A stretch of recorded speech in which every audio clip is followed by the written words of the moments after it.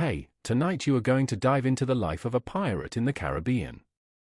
Lay back and relax as you transform into Finn Delacroix. If you enjoy the story, please go ahead and subscribe.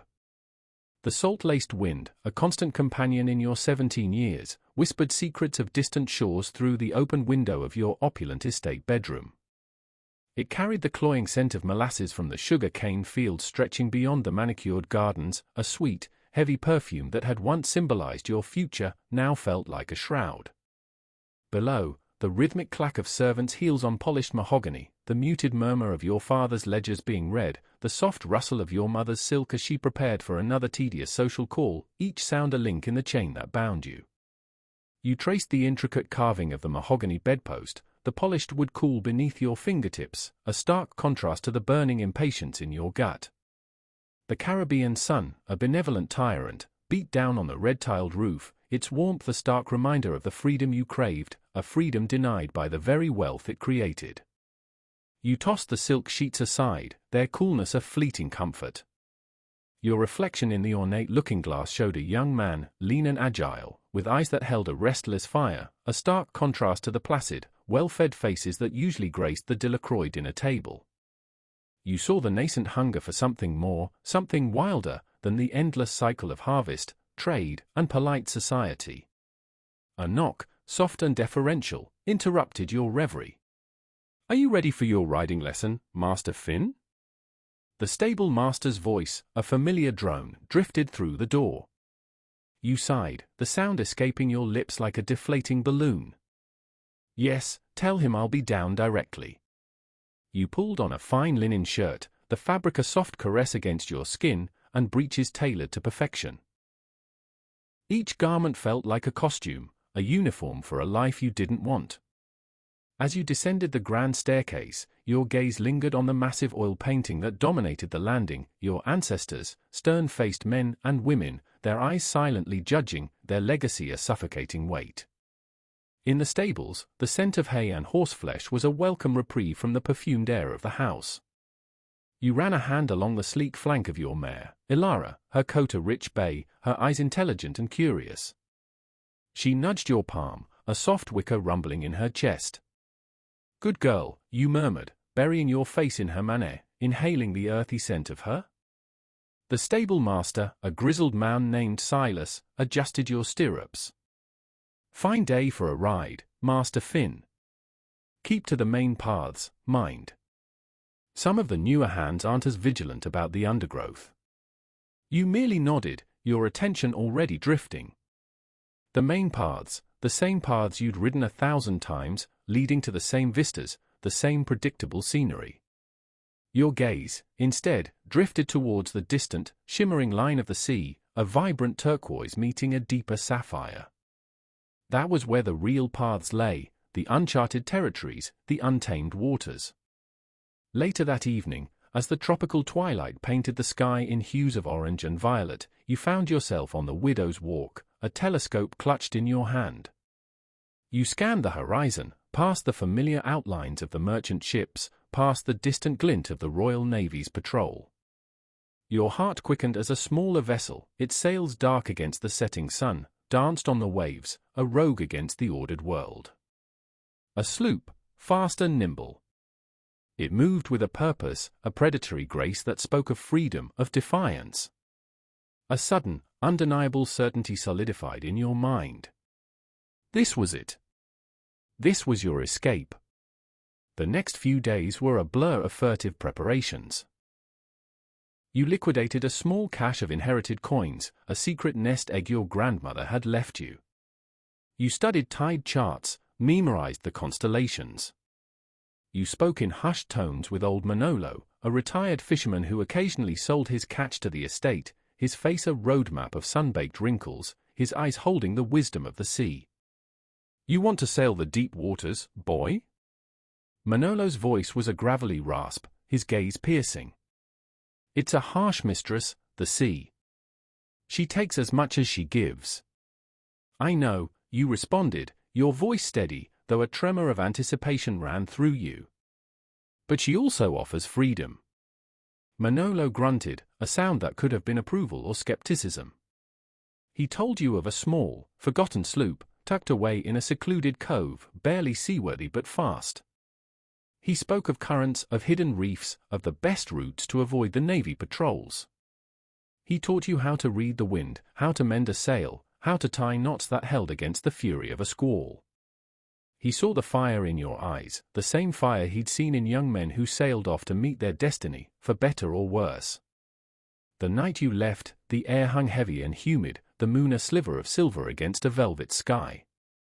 You left a short, terse note on your pillow, knowing it would cause a storm of grief and anger. You stole out of your room, your footsteps silent on the polished floors, the weight of a small satchel on your shoulder, containing only essentials, a compass, a map, a few coins, and the heavy, ornate dagger that had once belonged to your great-grandfather, its hilt cool and reassuring in your grip. The path to the cove was overgrown, thorns snagging at your clothes, but you barely noticed. The scent of the sea, now closer, filled your lungs, exhilarating and terrifying all at once. The sloop, a narrow, single-masted vessel, bobbed gently in the dark water. It was battered, its paint peeling, but its line spoke of speed. You felt a surge of exhilaration as your hand touched the rough wood of its hull. This was yours. Manolo stood by the water's edge, a silent sentinel. He handed you a small canvas bag. Hardtack, dried fish, a flask of rum. You'll need it. And this. He pressed a worn leather-bound book into your hand. Charts, old ones. But the currents don't change much. Thank you, Manolo. Your voice was thick with emotion. He clapped you on the shoulder, his grip surprisingly strong. Go on then, boy. Find your own horizon. You hoisted the sail, the canvas catching the faint breeze with a snap. The sloop lurched forward, away from the shore, away from the life you'd known. The lights of the Delacroix estate twinkled in the distance, growing smaller and smaller until they vanished, swallowed by the vast, indifferent expanse of the ocean. You were alone, truly alone, for the first time in your life. The fear was a cold knot in your stomach, but the thrill, the intoxicating rush of freedom, far outweighed it. The first few weeks were brutal. You battled storms that threatened to tear your small vessel apart, the waves colossal, crashing over the bow, soaking you to the bone. You learned to sleep in snatches, to ration your meager supplies, to mend sails by the flickering light of a lantern. The sun scorched your skin, the salt spray chafed it, and the relentless rocking of the boat made your stomach churn. But with each challenge overcome, a new strength bloomed within you. Your hands, once soft, grew calloused and strong. Your eyes, once accustomed to the soft glow of candles, sharpened, learning to discern the subtle shifts in the waves, the distant promise of land, the ominous shadow of a squall. You encountered other ships, merchantmen, wary and quick to flee, and occasionally, the sleek, menacing silhouette of a pirate brigantine. You learned to hide, to blend with the vastness of the sea, to become a shadow yourself. You learned to respect the ocean's power, but also to harness it, to dance with its unpredictable rhythms. The boy Finn Delacroix slowly, irrevocably, began to shed his skin.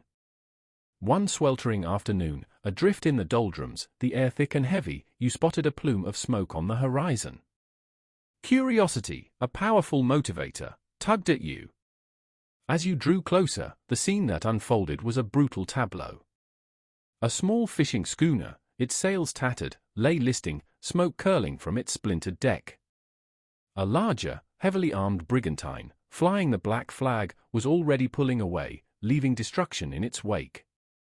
Panic seized you, a cold dread twisting your gut. But then, you saw them, figures in the water, struggling, their cries faint against the vast silence. Without a second thought, you steered your sloop towards them. You pulled 2 men and a woman from the wreckage, their faces pale with shock and exhaustion. They were a motley crew, a burly, one-eyed man named Grizz, a wiry, quick-witted young woman with fierce eyes named Anya, and a quiet, brooding giant of a man, scarred and silent, who introduced himself only as Silas. You saved us, Grizz rasped, water streaming from his beard. We owe you, lad. I need no debts, you replied, your voice hoarse from disuse. Just passage. Anya's eyes, sharp and assessing, met yours. Where are you headed? Wherever the wind takes me, you answered, a faint smile touching your lips. They looked at each other, a silent conversation passing between them. We're pirates, Grizz finally said, his one eye fixed on you. Or we were, before that Blackbeard wannabe took our ship. You felt a thrill, a jolt of recognition. So am I, you declared, the words feeling right, true. They stared, then Grizz let out a booming laugh. A pirate, eh? In that little tub? This little tub is fast, you retorted, your chin lifting. And I'm a better captain than any of you landlubbers. Anya's lips twitched. You got spirit, I'll give you that. And so, your crew of 3 began. You learned from them, and they, surprisingly, learned from you. Grizz, with his decades of experience, taught you the intricacies of naval combat, the art of boarding, the psychology of fear. Anya, sharp and cunning, became your quartermaster, her quick mind invaluable in navigation and strategy. Silas, though silent, was a powerhouse, his strength a fearsome asset in any skirmish. You gave them purpose, and they gave you loyalty. Your first prize was a small Spanish merchant schooner laden with indigo and tobacco. The boarding was chaotic, a blur of cutlasses and shouts, the acrid smell of gunpowder filling the air. You felt a primal surge of adrenaline as you led the charge, your great-grandfather's dagger a gleaming extension of your will. You moved with an instinct you didn't know you possessed, a ruthless efficiency that surprised even Grizz. Afterward, as the sun dipped below the horizon, painting the sea in fiery hues, you stood on the deck of your captured vessel, the wind whipping your hair, the taste of salt and victory on your tongue. The schooner, now rechristened the Jackal, felt like a living thing beneath your feet, powerful and free. Your crew, a motley collection of misfits and outcasts, cheered your name, their faces alight with a fierce devotion. You raised your rum-filled tankard, the metal cool against your palm. To new beginnings. To freedom. To the sea. They roared in response, their voices echoing across the waves. Over the next few years, your legend grew.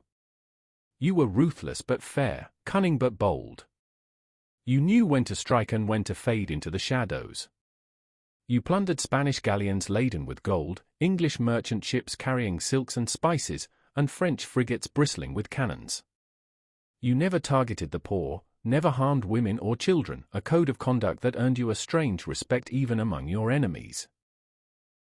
The Royal Navy, frustrated by your elusive tactics, dubbed you the Crimson Jackal, a name that struck fear into the hearts of merchants and admirals alike. The crimson, they said, for the blood spilled on your deck, though you preferred to think of it as the color of a Caribbean sunset. The Jackal, for your cunning, your ability to strike swiftly and disappear without a trace. Your crew swelled, drawn by your reputation, by the promise of riches, and by the fierce loyalty you inspired.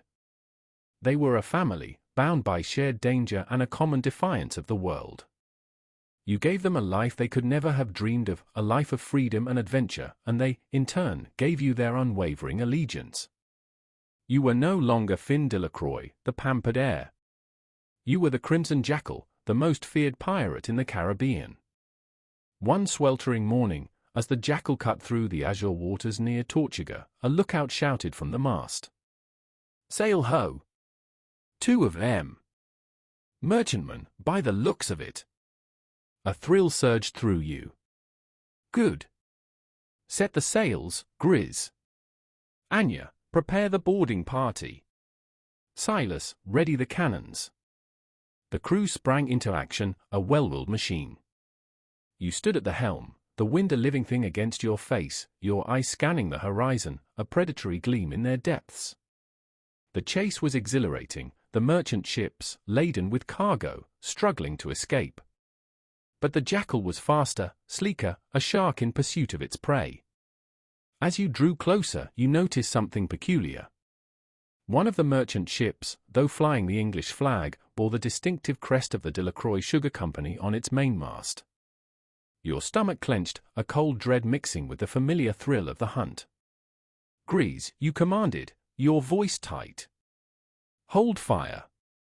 We'll board that one first." The crew exchanged confused glances, but no one questioned your order. As the Jackal pulled alongside the merchantman, grappling hooks soaring through the air, you were the first over the rail, your cutlass gleaming in the sun. The merchant sailors, caught by surprise, offered little resistance. You strode across the deck, your eyes scanning the faces of the crew, a strange sense of unease settling over you. Then, you saw him. A man, impeccably dressed, his face pale with fear, his eyes wide with recognition. Your father. The air seemed to crackle, the sounds of the boarding party fading into a distant hum. Your father, older, his hair flecked with more silver, but unmistakably him. His gaze, once filled with disappointment and anger, now held a flicker of something else, horror, recognition, and perhaps a hint of sorrow. "Finn?" He breathed, his voice barely a whisper, as if speaking your name might shatter the fragile reality. The name, Finn, felt alien on your tongue, a ghost from a past life. You gripped your cutlass tighter, its familiar way to comfort. "That name no longer exists," you replied, your voice rough, unfamiliar even to your own ears. "I am the Crimson Jackal." Your father stared, his eyes wide, then slowly, a mask of aristocratic disdain settled over his features. "You abandoned us. You disgraced our name. For this? To become a common brigand?" You felt a surge of anger, hot and fierce. "Common? I am free. You kept me caged, a gilded bird. I chose my own path." "And what a path it is," your father sneered, gesturing around the plundered deck. "This savagery. This barbarity." Anya, who had just secured a chest of Spanish doubloons, stepped forward, her hand resting on the hilt of her pistol. "Perhaps you should show some respect, old man. This savage saved your life." Your father flinched, his gaze flicking to Anya, then back to you. "Saved my life?" He scoffed. "You've ruined it." You turned your back on him, the argument a bitter taste in your mouth. "Grizz, take the other ship. And secure the cargo." "Aye, Captain." Grizz nodded, his one eye assessing the tension between you and your father. You walked to the stern, the familiar rhythm of the waves beneath your feet doing little to calm the storm raging within you. The confrontation, so long imagined, was far more painful than you had anticipated. The boy Finn, though buried, still felt the sting of his father's words. Later, after the two merchant ships were secured and their valuable cargo transferred to the Jackal, you found yourself alone on the captain's deck, your father brought before you. He stood defiant, his hands bound, his gaze still holding that mixture of fear and contempt. "What now, Finn?" he challenged, his voice regaining some of its old haughtiness. "Will you murder your own father?" You turned, your eyes cold, hardened by years of the sea's unforgiving lessons. "I am no murderer. But I am no longer your son, either." "So, you'll ransom me?" he asked, a flicker of hope in his eyes. "No," you replied, a cruel smile touching your lips. "I'll do better. I'll teach you what freedom truly costs." You ordered him taken to the hold, not as a prisoner to be ransomed, but as a passenger. He would witness the life he so despised, experience the raw, untamed existence of a pirate ship. He would see the world through your eyes, if only for a short time. The next few weeks were a strange dance. Your father, confined to the relative comfort of a small cabin, was a constant, unsettling presence. He refused to eat the common fare, complained about the stench of tar and sweat, and glared at every member of your crew. You, in turn, ignored his complaints, focusing on your duties, on the next prize, on the endless, exhilarating pursuit of freedom. One evening, a fierce squall descended upon the Jackal without warning. The sky turned a bruised purple, the wind howled like a banshee, and the waves rose like mountains, crashing over the deck, threatening to tear the ship apart. You were everywhere at once, shouting orders, helping to secure the rigging, your voice cutting through the roar of the storm. Below deck, the ship groaned and shuddered. Your father, trapped in his cabin, was thrown from his bunk, his head striking the bulkhead. He cried out, a sound of pain and fear. Anya, passing by, heard him. She found him slumped on the floor, a gash bleeding on his forehead. She dragged him out, despite his protests, and brought him to the main deck, where you were battling a snapping sheet. Captain! Anya yelled over the storm, pointing to your father. He's hurt. You glanced at him, a fleeting moment of concern warring with the urgency of the storm. Get him to the galley. Silas, help her. The storm raged for hours, a relentless assault. When it finally broke, leaving behind a bruised sky and a weary crew, you found your father in the galley, Anya bandaging his head. He looked pale, shaken, but there was a new glint in his eyes, a strange respect. That was terrifying, he admitted, his voice quiet. You merely nodded, exhausted. The sea does not discriminate. He looked at Anya, then at Silas, who stood silently by the door. Your crew, they fought like devils. They fight for their lives, you corrected, and for each other. He was silent for a long moment, then looked at you, his gaze steady. You are a good captain, Finn. He used your old name, but this time, it didn't feel like a weapon. The following day saw a subtle shift in your father. He still complained, but less often. He watched your crew, observed their camaraderie, their unwavering loyalty to you. He even began to accept the ship's hardtack, though with a grimace. He saw the harsh realities of your world, the constant danger, the relentless struggle for survival, and slowly, grudgingly, he began to understand the strength it forged. Then, the true threat emerged. A fast, heavily armed brigantine, flying the colors of the notorious Captain Bartholomew Black Bart Roberts, appeared on the horizon. Black Bart, a rival pirate, was known for his ruthlessness, his cruelty, and his obsession with destroying any competition. He was the shadow that had always loomed over the Caribbean, a constant, menacing presence. Black Bart, Grizz growled, his hand instinctively going to his cutlass. He's been hunting us for weeks. He wants the jackal, Anya added, her eyes narrowed. And he wants your head, Captain. You felt a surge of cold fury. Black Bart represented everything you despised, senseless brutality, greed without purpose. This wasn't just a battle for plunder, it was a battle for your very existence, for the freedom you had fought so hard to carve out. Prepare for battle! You commanded, your voice ringing with authority. All hands to stations. Your father, who had been observing from the quarterdeck, approached you. Finn, he began, his voice surprisingly firm. You cannot fight him alone. He has more cannons, more men. You met his gaze, a grim determination in your eyes. I don't fight alone. I fight with my crew. He looked at the determined faces of your men and women, each preparing for the inevitable clash. He saw the unwavering loyalty, the shared purpose. He saw a family, forged in fire and blood, something he, with all his wealth, had never truly possessed. You need a plan, he said, his voice softer, devoid of its usual arrogance.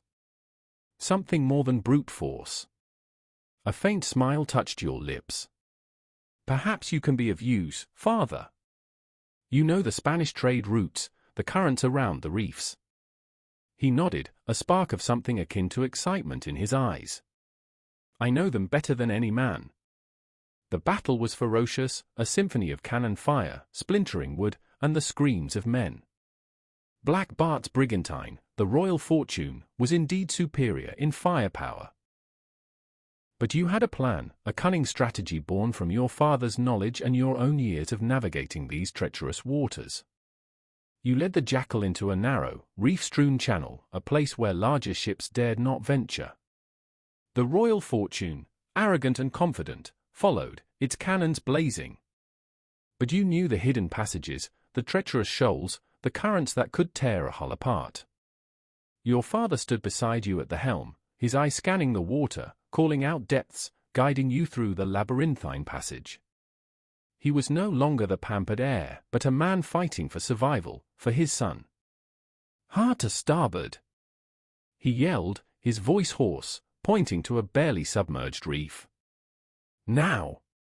You spun the wheel, the Jackal responding instantly, narrowly avoiding the jagged coral. The Royal Fortune, less nimble, less aware of the hidden dangers, struck the reef with a sickening crunch. The sound of splintering wood echoed across the water, followed by a roar of frustration from Black Bart's crew. "Now!" you bellowed, a fierce joy surging through you. "Grappling hooks! Boarding party!" Your crew, energized by the turn of events, swarmed onto the Royal Fortune's deck, a whirlwind of steel and fury. The battle was short and brutal. Black Bart, a towering figure, fought with savage desperation, but he was overwhelmed. You confronted him personally, your cutlass clashing against his, the metal ringing in the humid air. He was a formidable opponent, but you were faster, fueled by years of resentment against his kind. You disarmed him, your blade at his throat. He stared at you, his eyes filled with a mixture of hatred and grudging respect. "The Crimson Jackal," he rasped, a bloody cough escaping his lips. "You truly are the devil." You merely pushed the blade closer. "Surrender, or die." He spat at your feet. "Never." With a swift, decisive move, you ended his reign. The death of Black Bart sent a ripple of shock and awe throughout the Caribbean. Your legend solidified, etched in the annals of pirate lore. With Black Bart's defeat, the Royal Fortune became your prize, a powerful addition to your fleet. You stood on its deck, the black flag now replaced with your own Crimson Jackal standard, the wind whipping around you. Your crew cheered, their voices raw with victory. Your father, bruised but alive, stood beside you, his gaze sweeping across the captured ship, then settling on your face. "You did it, Finn. You truly did it." He said your name, and this time, it sounded like pride. "What now?" Anya asked, her eyes sparkling with excitement. "More plunder? More glory?" You looked out at the endless expanse of the sea, the setting sun painting the sky in fiery hues. The taste of victory was sweet, but beneath it, a new question began to stir. You had found your freedom, carved out your empire, defeated your greatest enemy. What more was there to seek? You turned to your father, a different kind of challenge now in your eyes. "What of the Delacroix legacy, father? The Sugar Empire?" He blinked, surprised. "It's in ruins, Finn. Without your guidance, without the proper management, the plantations have suffered. The Navy has seized much of our trade routes." A slow smile spread across your face. "Then, it seems we have work to do." Your crew exchanged bewildered glances. Grizz stepped forward. "Work? Captain, we're pirates." You looked at them, your gaze sweeping over each loyal face. "And we are the most powerful force in the Caribbean. We can choose our own destiny. We can rebuild what was lost, not through plundering, but through strength, through order, through a new kind of empire. An empire of the free." Anya's eyes lit up. "A pirate king?" You shook your head. "No. A new kind of ruler. One who protects, who builds, who ensures freedom, not just for ourselves, but for those who deserve it." Your father stared at you, a dawning realization in his eyes. You want to legitimize?" "Not legitimize," you corrected, your voice firm. "Transform. The Caribbean is ripe for change. We have the power, the ships, the men. We can bring order to chaos, protect the innocent, and still keep our freedom. We will be the guardians of these waters, not just their raiders." Grizz scratched his beard, a thoughtful expression on his face. "A pirate, protecting merchants. It's a strange thought, Captain. But a powerful one, Anya interjected, a shrewd glint in her eyes. Imagine the respect. Imagine the power. You looked at your father. Will you help me rebuild? Not your empire, but ours? He looked at you, truly looked at you, and saw not the rebellious boy, nor the ruthless pirate, but a leader, a man of vision. His eyes, once filled with judgment, now held a glimmer of pride. Yes, Finn. I will. The transformation was slow, arduous, but inevitable. You used your fleet to patrol the trade routes, protecting honest merchants from other pirates and rival navies. You established fair trade agreements, rooted out corruption, and brought a semblance of order to the chaotic waters of the Caribbean. Your former enemies, the English and Spanish navies, grudgingly acknowledged your authority, finding it easier to work with the Crimson Jackal than to fight him. You were no longer just a pirate. You were a force, a legend, a paradox, a pirate who brought peace, a rebel who built an empire. The Crimson Jackal, once a symbol of fear, became a beacon of a new kind of freedom, a freedom born from defiance, tempered by responsibility, and forged in the crucible of the open sea. You had left your gilded cage to find true liberty, and in doing so, you had redefined what it meant to be a man, a leader, and a legend in the golden age of piracy. The salt-laced wind still whispered secrets, but now they were secrets of your own making, carried across the vast, blue expanse of your own untamed sea.